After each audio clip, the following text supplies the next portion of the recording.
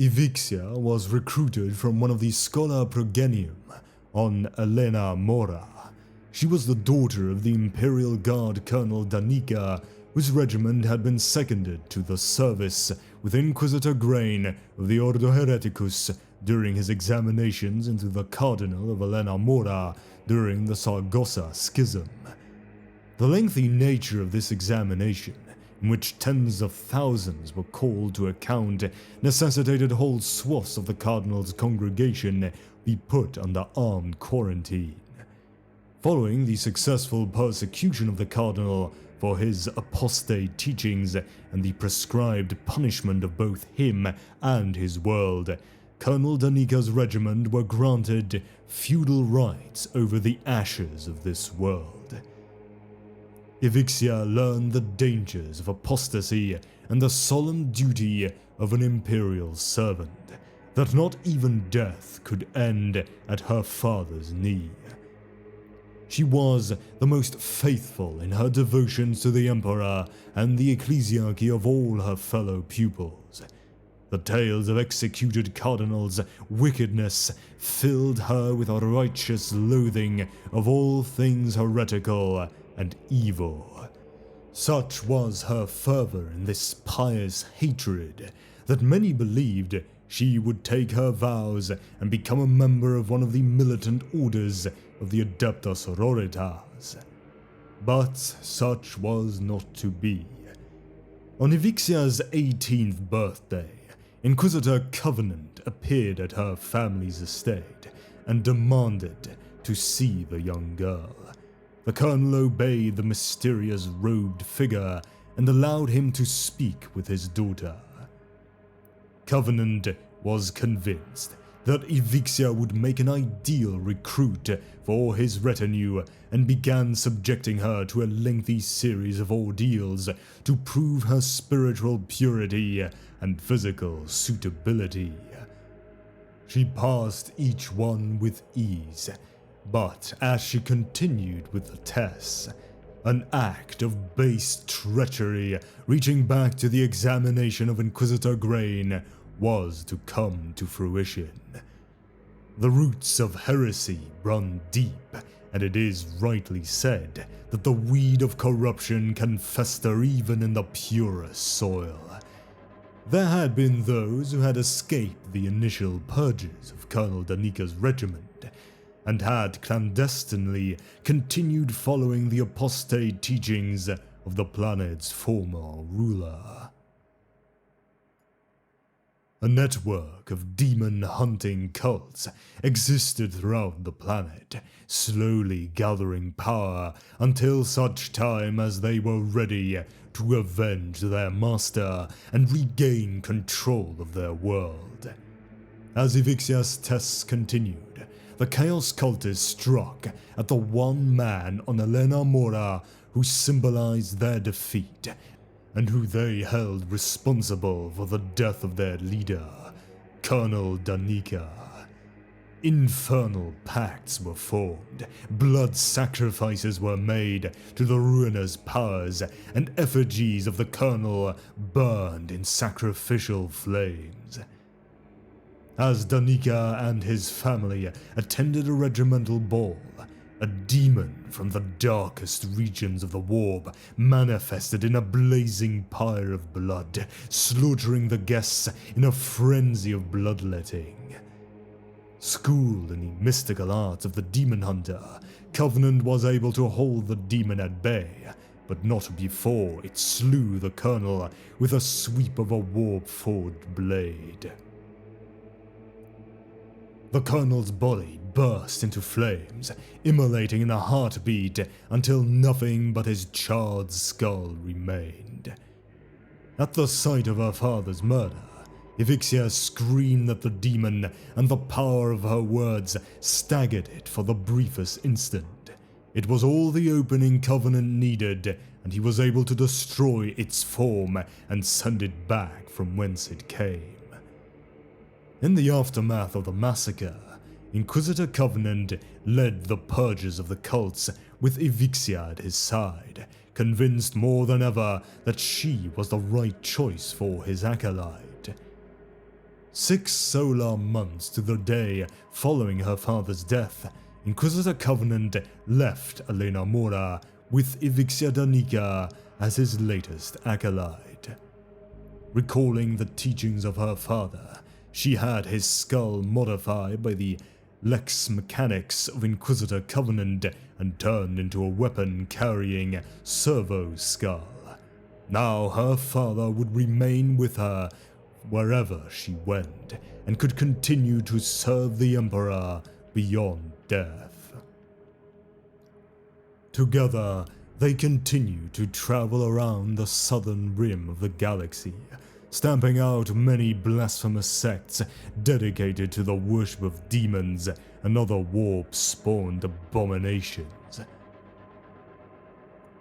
Together with a disreputable type who claimed to be a Duke von Castellan, they defeated the hedonistic priesthood of the Decagogue of Panetha Warn and prevented the manifestation of the demon prince Urgalath the Rancid on Sanariax 4. She learned from her master at an astounding rate, taking on her mentor's puritanical firebrand attitude, brooking no corruption or laxity in her investigations. Soon, there was nothing more Covenant could teach her, and successfully petitioned the conclaves of the Ordos Tempestus for her ascension to full Inquisitor. On Kimaru Majoris, she led a force of inducted guardsmen against the primitive, idol-worshipping tribes of the western continent, declaring them Demonicus Frateris, and personally tore down the vulgar and profane totem poles at the center of each village. As her crusade continued, the tribes fought back with great ferocity, taking to the mountains and launching brutal hit-and-run attacks on Ivixia's forces. But axes and javelins are no match for lasers and tanks, and eventually the tribes were driven back to a valley sacred to their people and began a conjuration that would summon the greatest of their gods. This was a creature said to be composed of mist that could not be harmed and had the power to kill a man with a glance. At the height of the battle, a scarlet mist poured from the mouth of the tribe's greatest champion, and a glittering being that rippled with iridescent colors erupted from his body. Amid the ruin of his flesh, a bull-headed demon of Slanesh was born in the heart of the Imperial troopers. The slaughter was terrible, and hundreds of men were killed as they laid down their weapons before this terrible yet demonically alluring beast. But Ivixia had foreseen such an event, and had a plan in place to defeat any such manifestations. Having already unearthed the truth of what the tribes were worshipping, she had requested the aid of the Chamber Militant of the Ordo Malleus.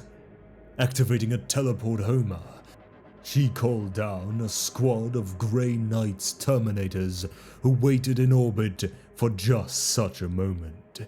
Together with rallied squads of Imperial Guardsmen, they destroyed the demon and wiped the last remnants of its followers from the face of Kimaru Majoris. Their lands were declared purgatus and sown with blessed salt that they might not give rise to anything for 100 years. With the success of the Kimaru Majoris campaign behind her, Ivixia returned to the galactic core, destroying many blasphemous demonic creatures on many different worlds.